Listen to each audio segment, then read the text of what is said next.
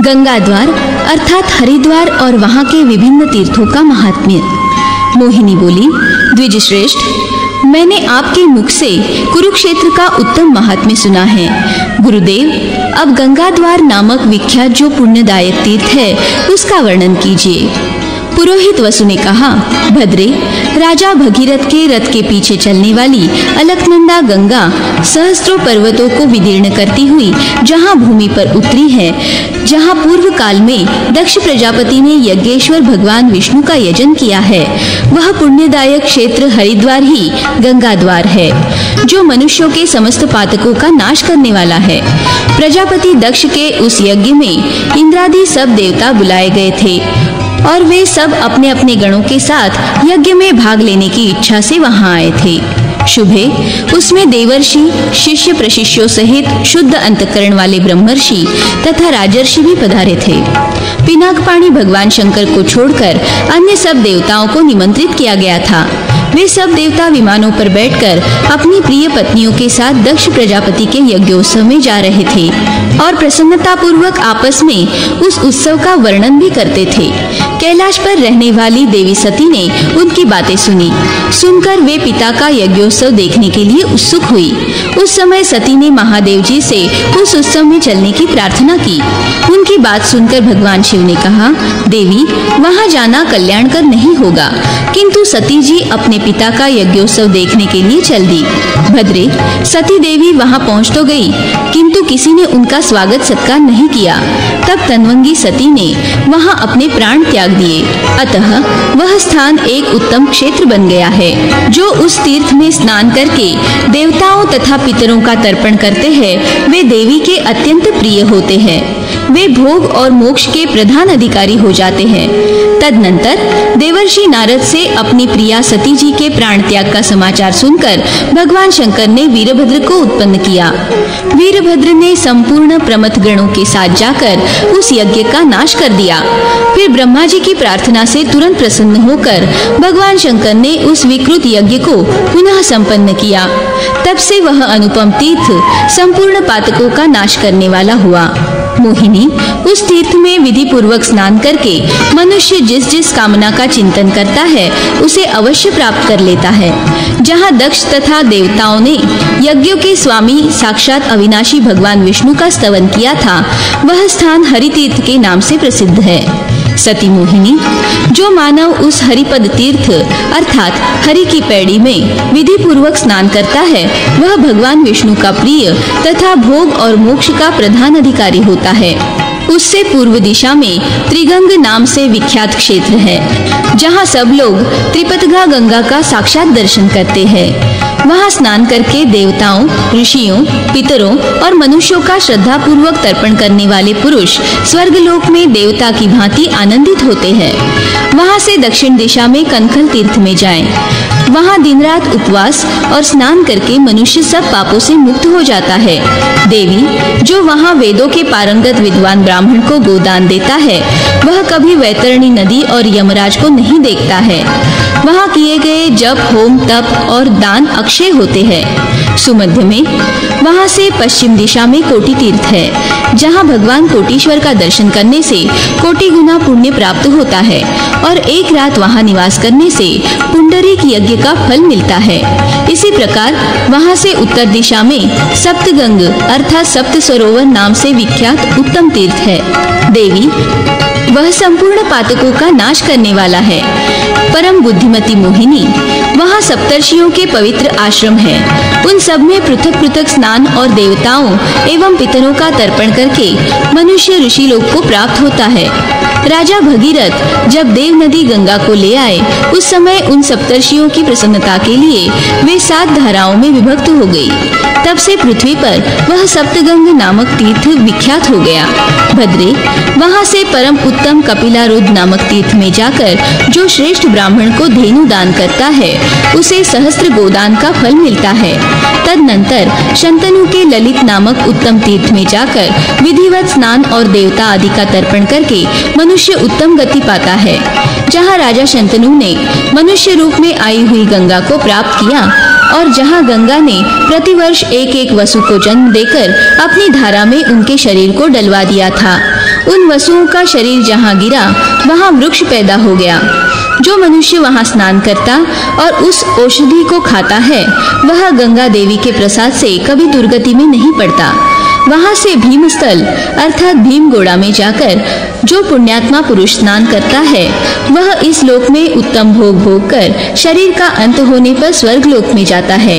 यह संक्षेप से तुम्हें थोड़े से तीर्थों का परिचय दिया गया है। जो इस क्षेत्र में बृहस्पति के कुंभ राशि पर और सूर्य के मेष राशि पर रहते समय स्नान करता है वह साक्षात बृहस्पति और दूसरे सूर्य के समान तेजस्वी होता है। प्रयाग आदि पुण्य तीर्थ में एवं पृथोदक तीर्थ में जाने पर जो वारुण, महावारुण तथा महामहावारुण योग में वहाँ विधि पूर्वक स्नान करता है और भक्तिभाव से ब्राह्मणों का पूजन करता है वह ब्रह्म पद को प्राप्त होता है। संक्रांति, अमावस्या, व्यतिपात, युगादि तिथि तथा और किसी पुण्य दिन को जो वहाँ थोड़ा भी दान करता है वह कोटि गुना हो जाता है। यह मैंने तुमसे सच्ची बात बताई है। जो मानव दूर रहकर भी गंगा द्वार का स्मरण करता है वह उसी प्रकार सद्गति पाता है जैसे अंतकाल में श्री हरि को स्मरण करने वाला पुरुष। मनुष्य शुद्ध चित्त होकर हरिद्वार में जिस जिस देवता का पूजन करता है वह परम प्रसन्न होकर उसके मनोरथों को पूर्ण करता है। जहाँ गंगा भूतल पर आई है वही तपस्या का स्थान है, यही जप का स्थल है और यही होम का स्थान है। जो मनुष्य नियम पूर्वक रहकर तीनों समय स्नान करके वहाँ गंगा सहस्त्र नाम का पठन करता है वह अक्षय संतति पाता है। महाभागे, जो नियम पूर्वक भक्ति भाव से गंगा द्वार में पुराण सुनाता है वह अविनाशी पद को प्राप्त होता है। जो श्रेष्ठ मानव हरिद्वार का महात्म्य सुनता है अथवा भक्ति भाव से उसका पाठ करता है वह भी स्नान का फल पाता।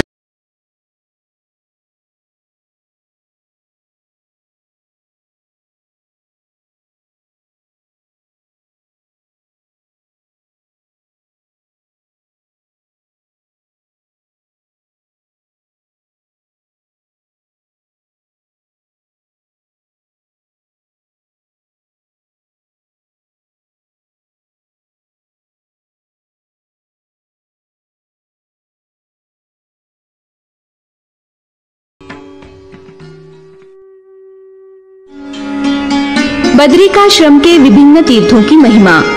मोहिनी बोली, विप्रवर, आपने गंगा द्वार का महात्म्य बताया, अब बद्री तीर्थ के पापनाशक महात्म्य का वर्णन कीजिए। पुरोहित वसु ने कहा, भद्रे सुनो, मैं बद्री तीर्थ का महात्म्य बतलाता हूँ, जिसे सुनकर जीव जन्म मृत्यु रूप संसार बंधन से मुक्त हो जाता है। भगवान विष्णु का बद्री नामक क्षेत्र सब पातकों का नाश करने वाला है और संसार भय से डरे हुए मनुष्यों के कली संबंधी दोषों का अपहरण करके उन्हें मुक्ति देने वाला है। जहाँ भगवान नारायण तथा नर ऋषि जिन्होंने धर्म से उनकी पत्नी मूर्ति के गर्भ से अवतार ग्रहण किया है, गंधमादन पर्वत पर तपस्या के लिए गए थे और जहाँ बहुत सुगंधित फल से युक्त बेर का वृक्ष है। महाभागे, वे दोनों महात्मा उस स्थान पर कल्प भर के लिए तपस्या में स्थित है। कलाप ग्रामवासी नारद आदि मुनिवर तथा सिद्धों के समुदाय उन्हें घेरे रहते हैं और वे दोनों लोक रक्षा के लिए तपस्या में संलग्न हैं। वहाँ संपूर्ण सिद्धियों को देने वाला सुविख्यात अग्नि तीर्थ है। उसमें स्नान करके महापातकी भी पातक से शुद्ध हो जाते हैं। सहस्त्रों चांद्रायण और करोड़ों कृच्छ व्रत से मनुष्य जो फल पाता है उसे अग्नि तीर्थ में स्नान करने मात्र से पा लेता है। उसके तीर्थ में 5 शिलाएं हैं जहाँ भगवान नारद ने अत्यंत भयंकर तपस्या की थी। वह शिला नारदी नाम से विख्यात है जो दर्शन मात्र से मुक्ति देने वाली है। सुलोचने, वहाँ भगवान विष्णु का नित्य निवास है। उस तीर्थ में नारद कुंड है जहाँ स्नान करके पवित्र हुआ मनुष्य भोग, मोक्ष, भगवान की भक्ति आदि जो चाहता है वही प्राप्त कर लेता है। जो मानव भक्ति पूर्वक इस नारदी शिला के समीप स्नान, दान, देव पूजन, होम, जप तथा अन्य शुभ कर्म करता है वह सब अक्षय होता है। इस क्षेत्र में दूसरी शुभकारक शिला वैनतेय शिला के नाम से विख्यात है, जहाँ महात्मा गरुड़ ने भगवान विष्णु के दर्शन की इच्छा से 30,000 वर्षों तक कठोर तपस्या की थी। शुभे, इससे प्रसन्न होकर भगवान ने उन्हें श्रेष्ठ वर दिया। वत्स, मैं तुम्हारे ऊपर बहुत प्रसन्न हूँ। तुम दैत्य समूह के लिए अजेय और नागों को अत्यंत भय देने वाले मेरे वाहन हो। यह शिला इस पृथ्वी पर तुम्हारे ही नाम से विख्यात होगी और दर्शन मात्र से मनुष्यों के लिए पुण्यदायी होगी। महाभाग, तुमने जहाँ तपस्या की है उस मुख्यतम तीर्थ में मेरी प्रसन्नता के लिए स्नान करने वालों को पुण्य देने वाली गंगा प्रकट होंगी। जो पंचगंगा में स्नान करके देवता आदि का तर्पण करेगा उसकी सनातन ब्रह्मलोक से इस लोक में पुनरावृत्ति नहीं होगी। ऐसा वरदान देकर भगवान विष्णु उसी समय अंतर्धान हो गए। गरुड़ जी भी भगवान विष्णु की आज्ञा से उनके वाहन हो गए। तीसरी जो शुभ कारक शिला है वह वाराही शिला के नाम से विख्यात है, जहाँ पृथ्वी पर रसातल से उद्धार करके भगवान वाराह ने हिरण्याक्ष को मार गिराया और शिला रूप से वे पापनाशक श्रीहरि उस दैत्य को दबाकर बैठ गए। जो मानव वहां जाकर गंगा के निर्मल जल में स्नान करता और भक्तिभाव से उस शिला की पूजा करता है वह कभी दुर्गति में नहीं पड़ता। देवेश्वरी, वहां चौथी नरसिंह शिला है, जहां हिरण्यकशिपु को मारकर भगवान नरसिंह विराजमान हुए थे। जो मनुष्य वहां स्नान और नरसिंह शिला का पूजन करता है वह पुनरावृत्ति रहित वैष्णव धाम को प्राप्त कर लेता है। देवी, वहां पांचवी नर नारायण शिला है। सत्ययुग में भोग और मोक्ष देने वाले भगवान नर नारायण अवतार श्रीहरि सबके सामने प्रत्यक्ष निवास करते थे। शुभे, त्रेता आने पर वे केवल मुनियों, देवताओं और योगियों को दिखाई देते हैं। द्वापर आने पर केवल ज्ञान योग से उनके दर्शन होने लगे। तब ब्रह्मा आदि देवताओं तथा तपस्वी ऋषियों ने अपनी विचित्र वाणी द्वारा स्तुति करके भगवान श्रीहरि को प्रसन्न किया। तदनंतर उन ब्रह्मा आदि देवताओं से आकाशवाणी ने कहा, देवेश्वरों, यदि तुम्हें स्वरूप के दर्शन की श्रद्धा है तो नारद कुंड में जो मेरी शिलामयी मूर्ति पड़ी हुई है उसे ले लो। तब उस आकाशवाणी को सुनकर ब्रह्मा आदि देवताओं का चित्त प्रसन्न हो गया। उन्होंने नारद कुंड में पड़ी हुई उस शिलामयी दिव्य प्रतिमा को निकालकर वहां स्थापित कर दिया और उसकी पूजा करके अपने अपने धाम को चले गए। वे देवगण प्रतिवर्ष वैशाख मास में अपने धाम को जाते हैं और कार्तिक में आकर फिर पूजा प्रारंभ करते हैं। इसलिए वैशाख से बर्फ के कष्ट का निवारण हो जाने से पाप कर्म रहित पुण्यात्मा मनुष्य वहां श्री हरि के विग्रह का दर्शन पाते हैं। 6 महीने देवताओं और 6 महीने मनुष्यों के द्वारा उस भगवत विग्रह की पूजा की जाती है। इस व्यवस्था के साथ तब से भगवान की प्रतिमा प्रकट हुई। जो भगवान विष्णु की उस शिलामयी प्रतिमा का भक्ति भाव से पूजन करता है और उसका नैवेद्य अर्थात प्रसाद भक्षण करता है वह निश्चय ही मोक्ष पाता है। इस प्रकार वहाँ ये 5 पुण्य शिलाएं स्थित है। श्री हरि का नैवेद्य देवताओं के लिए भी दुर्लभ है, फिर मनुष्य आदि के लिए तो कहना ही क्या। उस नैवेद्य का भक्षण कर लेने पर वह मोक्ष का साधक होता है।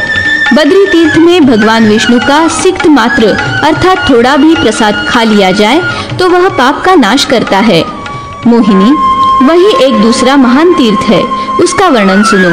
इसमें भक्ति पूर्वक स्नान करने वाला पुरुष वेदों का पारंगत विद्वान होता है। एक समय सोते हुए ब्रह्मा जी के मुख से निकले हुए मूर्तिमान वेदों के हयग्रीव नामक असुर ने हर लिया। वह देवता आदि के लिए बड़ा भयंकर था। तब ब्रह्मा जी ने भगवान विष्णु से प्रार्थना की, अतः वे मत्स्य रूप से प्रकट हुए। उस असुर को मारकर उन्होंने सब वेद ब्रह्मा जी को लौटा दिए। तब से वह स्थान महान पुण्य तीर्थ हो गया। वह सब विद्याओं का प्रकाशक है। महाभागे, तैमिंगलिल तीर्थ दर्शन मात्र से सब पापों का नाश करने वाला है। तदनंतर किसी समय अविनाशी भगवान विष्णु ने पुनः वेदों का अपहरण करने वाले 2 मतवाले असुर मधु और कैटभ को हयग्रीव रूप से मारकर फिर ब्रह्मा जी को वेद लौटाए। अतः ब्रह्म कुमारी, वह तीर्थ स्नान मात्र से सब पापों का नाश करने वाला है। भद्रे, मत्स्य और हयग्रीव तीर्थ में द्रव रूपधारी वेद सदा विद्यमान रहते हैं, अतः वहाँ का जल सब पापों का नाश करने वाला है। वही एक दूसरा मनोरम तीर्थ है जो मानसोद्भेदक नाम से विख्यात है। वह हृदय की गांठें खोल देता है, मन के समस्त संशयों का नाश करता है और सारे पापों को भी हर लेता है, इसलिए वह मानसोद्भेदक कहलाता है। वरानने, वही कामाकाम नामक दूसरा तीर्थ है जो सकाम पुरुषों की कामना पूर्ण करने वाला और निष्काम भाव वाले पुरुषों को मोक्ष देने वाला है। भद्रे, वहाँ से पश्चिम वसुधारा तीर्थ है। वहाँ भक्ति पूर्वक स्नान करके मनुष्य मनोवांछित फल पाता है। इस वसुधारा तीर्थ में पुण्यात्मा पुरुषों को जल के भीतर से ज्योति निकलती दिखाई देती है, जिसे देखकर मनुष्य फिर गर्भवास में नहीं आता। वहाँ से नैऋत्य कोण में 5 धाराएं नीचे गिरती है। उनके नाम इस प्रकार है: प्रभास, पुष्कर, गया, नैमिषारण्य और कुरुक्षेत्र। उनमें पृथक पृथक स्नान करके मनुष्य उन तीर्थों का फल पाता है। उसके बाद एक दूसरा विमल तीर्थ है, जो सोम कुंड के नाम से भी विख्यात है, जहाँ तीव्र तपस्या करके सोम ग्रह आदि के अधीश्वर हुए हैं। भद्रे, वहाँ स्नान करने से मनुष्य दोष रहित हो जाता है। वहाँ एक दूसरा द्वादशादित्य नामक तीर्थ है, जो सब पापों को हर लेने वाला और उत्तम है। वहाँ स्नान करके मनुष्य सूर्य के समान तेजस्वी होता है। वहीं चतुस्त्रोत नामक एक दूसरा तीर्थ है, जिसमें डुबकी लगाने वाला मानव धर्म, अर्थ, काम और मोक्ष इन चारों में से जिसको चाहता है उसी को पा लेता है। सती मोहिनी। तदनंतर वही सप्तपद नामक मनोहर तीर्थ है, जिसके दर्शन मात्र से बड़े बड़े पातक भी अवश्य नष्ट हो जाते हैं। फिर उसमें स्नान करने की तो बात ही क्या। उस कुंड के तीनों कोणों पर ब्रह्मा, विष्णु और महेश स्थित रहते हैं। वहाँ मृत्यु होने से मनुष्य सत्यपद स्वरूप भगवान विष्णु को प्राप्त करता है। शुभे, वहाँ से दक्षिण भाग में परम उत्तम अस्त्र तीर्थ है, जहाँ भगवान नर और नारायण अपने अस्त्र शस्त्र रखकर तपस्या में संलग्न हुए थे। महाभागे, वहाँ पुण्यात्मा पुरुषों को शंख, चक्र आदि दिव्य आयुध मूर्तिमान दिखाई देते हैं। वहाँ भक्ति पूर्वक स्नान करने से मनुष्य को शत्रु का भय प्राप्त नहीं होता। शुभे, वही मेरु तीर्थ है, जहाँ स्नान और धनुर्धर श्रीहरि का दर्शन करके मनुष्य संपूर्ण मनोरथों को प्राप्त कर लेता है। जहाँ भागीरथी और अलकनंदा मिली है, वह पुण्यमय अर्थात देवप्रयाग बद्रिकाश्रम में सबसे श्रेष्ठ तीर्थ है। वहाँ स्नान, देवताओं और पितरों का तर्पण तथा भक्तिभाव से भगवत पूजन करके मनुष्य संपूर्ण देवताओं द्वारा वंदित हो विष्णु धाम को प्राप्त कर लेता है। शुभानने, संगम से दक्षिण भाग में धर्म क्षेत्र है। मैं उसे सब तीर्थों में परम उत्तम और पावन क्षेत्र मानता हूँ। भद्रे, वही कर्मोद्धार नामक दूसरा तीर्थ है, जो भगवान की भक्ति का एकमात्र साधन है। ब्रह्मावर्त नामक तीर्थ ब्रह्मलोक की प्राप्ति का प्रमुख साधन है। मोहिनी, ये गंगा के आश्रित तीर्थ तुम्हें बताए गए हैं। बद्रिकाश्रम के तीर्थों का पूरा वर्णन करने में ब्रह्मा जी भी समर्थ नहीं है। जो मनुष्य भक्ति भाव से ब्रह्मचर्य आदि व्रत का पालन करते हुए 1 मास तक यहाँ निवास करता है, वह नर नारायण श्री हरि का साक्षात दर्शन पाता है। सिद्धनाथ चरित्र सहित कामाक्षा महात्म्य। मोहिनी बोली, विप्रवर, मैं कामाक्षा देवी का महात्म्य सुनना चाहती हूँ। पुरोहित वसु ने कहा, मोहिनी, कामाक्षा बड़ी उत्कृष्ट देवी है। वे पूर्व दिशा में रहती है। वे कलियुग में मनुष्यों को सिद्धि प्रदान करने वाली है। भद्रे, जो वहाँ जाकर नियमित भोजन करते हुए कामाक्षा देवी का पूजन करता है और दृढ़ आसन से बैठकर वहाँ 1 रात व्यतीत करता है, वह साधक देवी का दर्शन कर लेता है। वह देवी भयंकर रूप से मनुष्यों के सामने प्रकट होती है। उस समय उसे देखकर जो विचलित नहीं होता, वह मनोवांछित सिद्धि को पा लेता है। वरानने, वहाँ पार्वती जी के पुत्र सिद्धनाथ रहते हैं, जो उग्र तपस्या में स्थित है। लोगों को वे कभी दर्शन नहीं देते हैं। सत्ययुग, त्रेता, द्वापर, इन तीनों युगों में तो सब लोग उन्हें प्रत्यक्ष देखते हैं, किंतु कलियुग में जब तक उसका एक चरण स्थित रहता है, वे अंतर्धान हो जाते हैं। जो वहां जाकर भक्तिभाव से युक्त हो कामाक्षा देवी की नित्य पूजा करते हुए 1 वर्ष तक सिद्धनाथ जी का चिंतन करता है, वह स्वप्न में उनका दर्शन पाता है। दर्शन के अंत में एकाग्रचित्त होकर उनके द्वारा सूचित की हुई सिद्धि को पाकर इस पृथ्वी पर सिद्ध होता है। शुभे, फिर वह सब लोगों की कामना पूर्ण करता हुआ सर्वत्र विचरता है। तीनों लोकों में जो वस्तुएं हैं, उन सबको वह वरदान के प्रभाव से खींच लेता है। भद्रे, विज्ञान में पारंगत योगी मत्स्यनाथ ही सिद्धनाथ के नाम से वहाँ विराजमान है। वे लोगों को अभिष्ट वस्तुएं देते हुए अत्यंत घोर तपस्या में लगे हुए हैं। प्रभास क्षेत्र का महात्म्य तथा उसके अवांतर तीर्थों की महिमा। मोहिनी बोली, द्विज श्रेष्ठ, अब मुझे प्रभास क्षेत्र का महात्म्य बताइए, जिसे सुनकर मेरा चित्त प्रसन्न हो जाए और मैं आपके कृपा प्रसाद से अपने को धन्य समझूं। पुरोहित वसु ने कहा, देवी सुनो, मैं उत्तम पुण्यदायक प्रभास तीर्थ का वर्णन करता हूँ। वह मनुष्यों के सब पापों को हर लेने वाला और भोग एवं मोक्ष देने वाला है।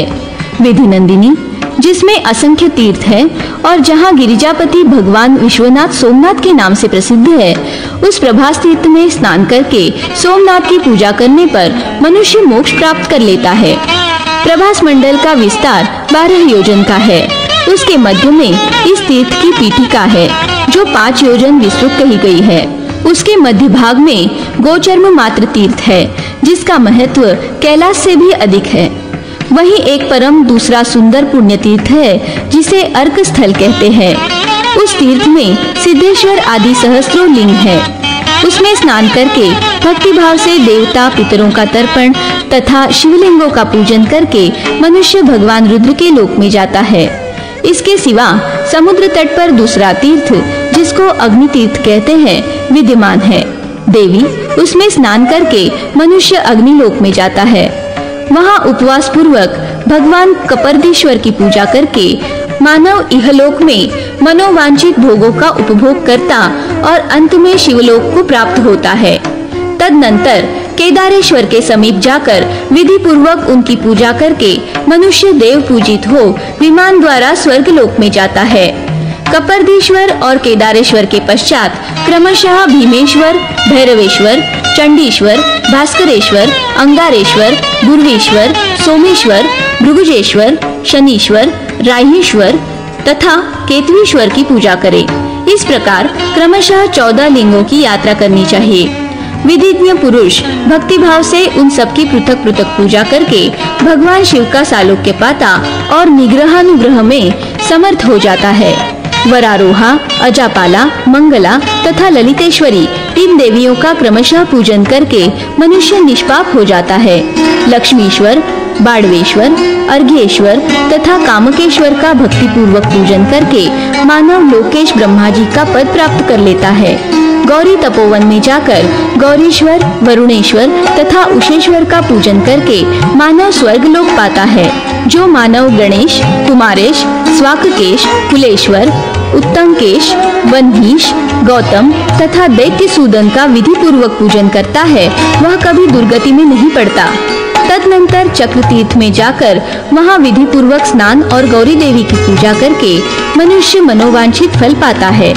वरानने, सन्निहत्य तीर्थ में जाकर वहाँ स्नान तथा देवता आदि का तर्पण करके उसका पूरा फल मिलता है। जो भूतेश्वर आदि 11 लिंगों का पूजन करता है, वह उस लोक में उत्तम भोग प्राप्त करके अंत में भगवान रुद्र के लोक में जाता है। देवी, जो श्रेष्ठ मानव भगवान आदि नारायण की पूजा करता है, वह मोक्ष का भागी होता है। नरेश्वरी, तत्पश्चात मानव बाल ब्रह्मा के समीप जाकर सब देवताओं से पूजित हो भोग तथा मोक्ष का अधिकारी होता है। तदनंतर गंगा गणपति के पास जाकर उनकी विधि पूर्वक पूजा करने से श्रद्धालु पुरुष इहलोक और परलोक में मनोवांछित कामनाएं प्राप्त कर लेता है। तत्पश्चात जाम्बवती नदी में जाकर वहां भक्ति भाव से एकाग्रचित्त होकर स्नान और देवता आदि का पूजन करने से मनुष्य कृतकृत्य हो जाता है। तदनंतर पांडु कूप में स्नान करके पांडवेश्वर की पूजा करनी चाहिए। ऐसा करने वाला मानव स्वर्गलोक में जाता है। तत्पश्चात यादव स्थल में जाकर मानव यदि वर्षेश्वर का पूजन करे तो वह देवराज इंद्र से सम्मानित होकर मनोवांछित सिद्धि लाभ करता है। हिरण्या संगम में स्नान करके जो मानव भक्ति पूर्वक भगवान शिव की प्रसन्नता के लिए ब्राह्मण को सुवर्ण युक्त रथ दान करता है, वह अक्षय लोक पाता है। तत्पश्चात नगरादित्य की पूजा करके मानव सूर्यलोक प्राप्त कर लेता है।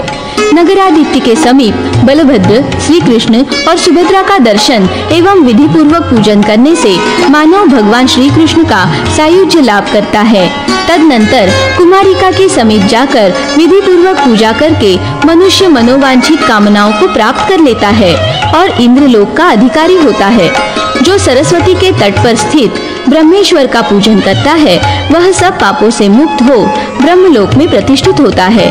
पिंगला नदी के समीप जाकर उसमें स्नान करके जो मनुष्य देवता आदि का तर्पण और श्राद्ध करता है वह फिर इस संसार में जन्म नहीं लेता। संगमेश्वर का पूजन करने से मनुष्य कभी दुर्गति में नहीं पड़ता।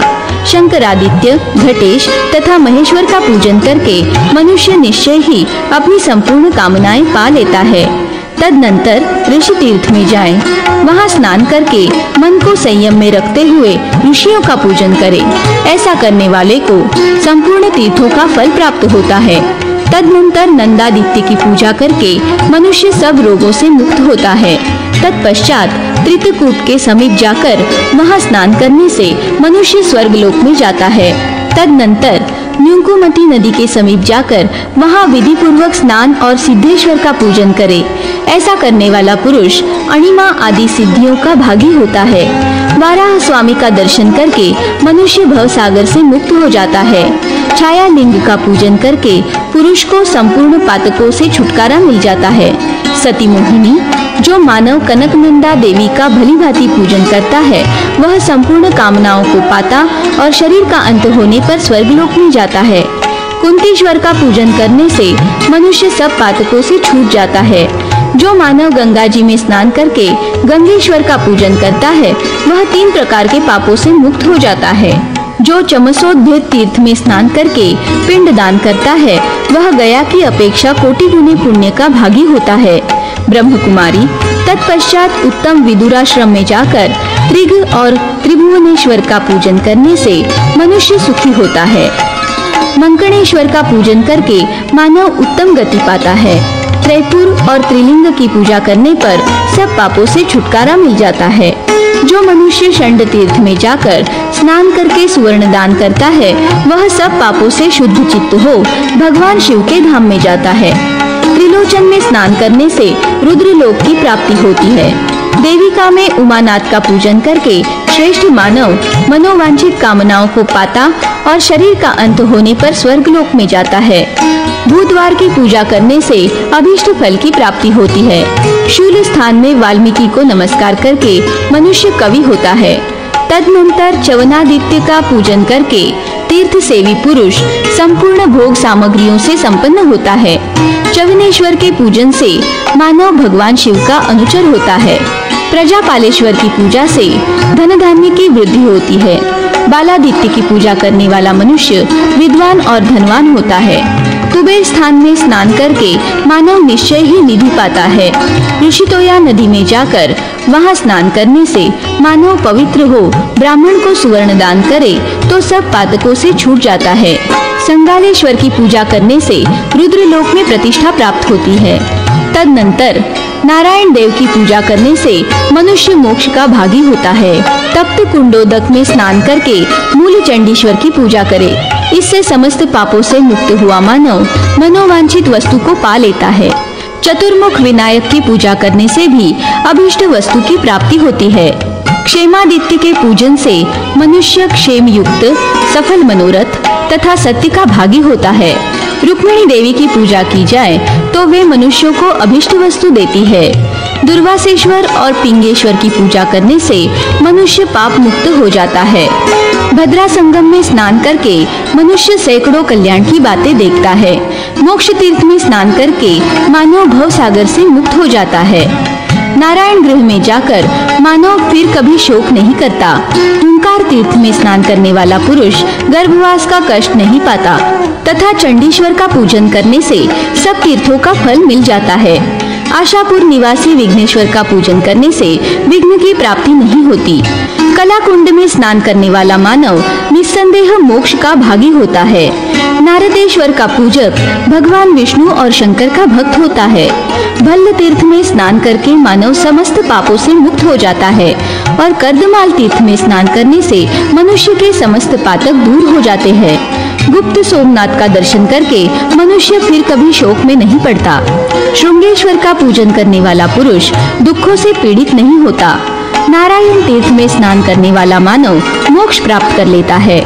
मार्कंडेयेश्वर के पूजन से मनुष्य दीर्घायु होता है। कोटिरुद्ध में स्नान करके कोटीश्वर का पूजन करने से मानव सुखी होता है। फिर सिद्ध स्थान में स्नान करके जो मनुष्य वहाँ के असंख्य शिवलिंगों का पूजन करता है वह इस पृथ्वी पर सिद्ध होता है। दामोदर गृह का दर्शन करके मनुष्य उत्तम सुख पाता है। शुभे प्रभास के नाभि स्थान में वस्त्रापथ तीर्थ है। वहाँ भगवान शंकर की आराधना करने से मनुष्य स्वयं साक्षात शंकर के समान हो जाता है। दामोदर में स्वर्ण रेखा तीर्थ, रैवतक पर्वत पर ब्रह्मकुंड, उज्जयंत तीर्थ में कुंतीश्वर और महातेजस्वी भीमेश्वर तथा वस्त्रापथ क्षेत्र में मृगीकुंड तीर्थ सर्वस्व माना गया है।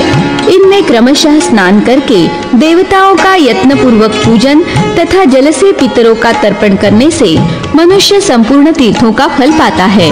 तदनंतर गंगेश्वर का पूजन करने से मनुष्य को गंगा स्नान का फल मिलता है। देवी रैवतक पर्वत पर बहुत से तीर्थ है।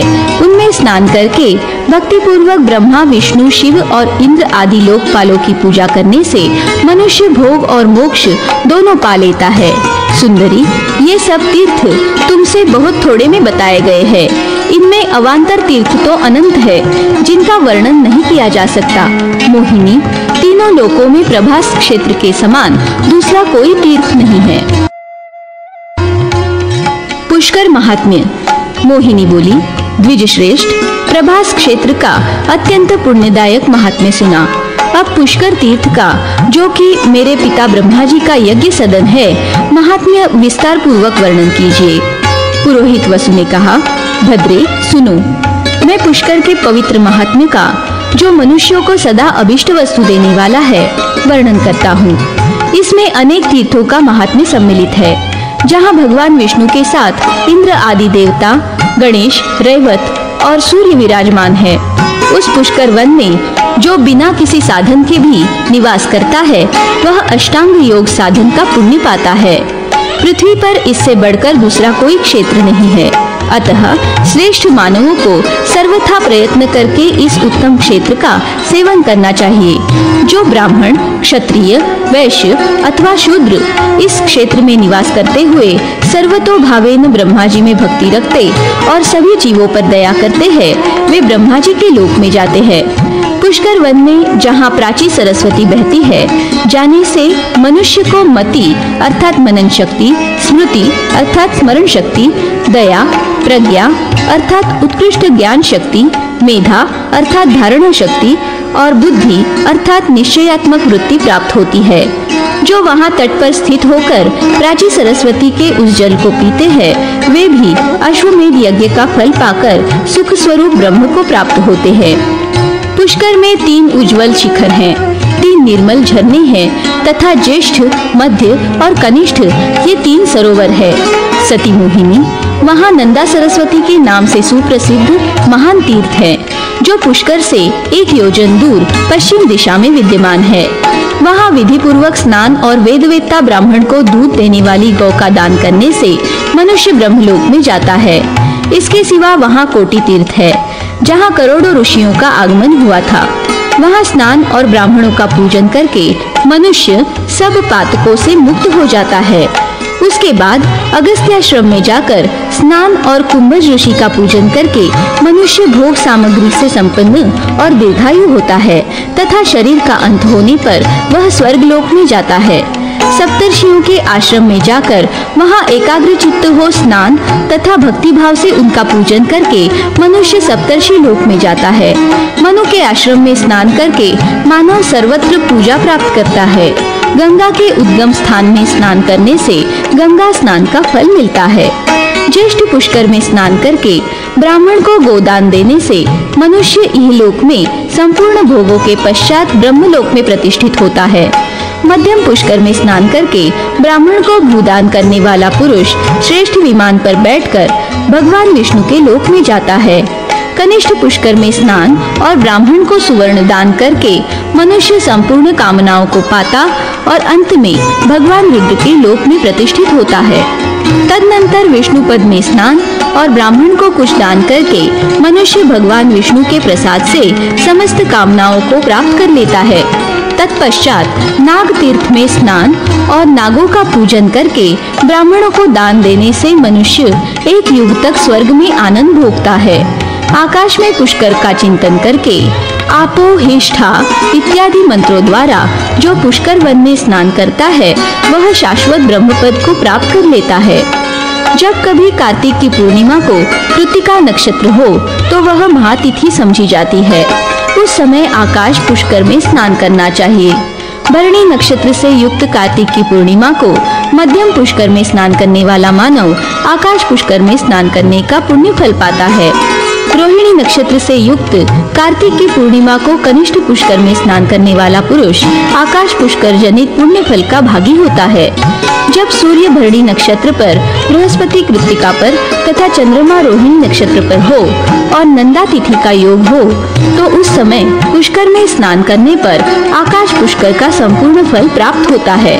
जब विशाखा नक्षत्र पर सूर्य और कृत्तिका नक्षत्र पर चंद्रमा हो तब आकाश पुष्कर नामक योग होता है। उसमें स्नान करने वाला पुरुष स्वर्गलोक में जाता है। आकाश में उतरे हुए इस कल्याणमय पितामह तीर्थ में जो मनुष्य स्नान करते हैं उन्हें महान अभ्युदयकारी लोक प्राप्त होते हैं। सती मोहिनी, पुष्कर वन में पंचस्त्रोता सरस्वती नदी में सिद्ध महर्षियों ने बहुत से तीर्थ और देवस्थान स्थापित किए हैं। जो मनुष्य यहाँ श्रेष्ठ ब्राह्मण को धान्य और तिल दान करता है वह इहलोक और परलोक में परम गति को प्राप्त होता है। जो गंगा सरस्वती के संगम में स्नान करके ब्राह्मणों का पूजन करता है वह इहलोक में मनोवांछित भोग भोगने के पश्चात श्रेष्ठ गति को प्राप्त होता है। सती मोहिनी, जो मानव अभियोगा बावड़ी में स्नान करके विधि पूर्वक पिंडदान देता है वह अपने पितरों को स्वर्गलोक में पहुंचा देता है।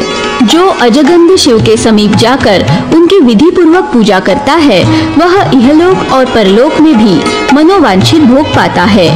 पुष्कर तीर्थ में सरोवर से दक्षिण भाग में एक पर्वत शिखर पर सावित्री देवी विराजमान है। जो उनकी पूजा करता है वह वेद के तत्व का ज्ञाता होता है। मोहिनी, वहाँ भगवान वाराह, नृसिंह, ब्रह्मा, विष्णु, शिव, सूर्य, चंद्रमा, कार्तिकेय, पार्वती तथा अग्नि के पृथक पृथक तीर्थ है। महाभागे, जो मनुष्य एकाग्र चित्त होकर उनमें स्नान करके ब्राह्मणों को दान देता है वह उत्तम गति पाता है। पुष्कर में स्नान दुर्लभ है। पुष्कर में तपस्या का अवसर भी दुर्लभ है। पुष्कर में दान दुर्लभ है और पुष्कर में रहने का सुयोग भी दुर्लभ है। 100 योजन दूर रहकर भी जो मनुष्य स्नान के समय भक्ति भाव से पुष्कर का चिंतन करता है वह उसमें स्नान का फल पाता है।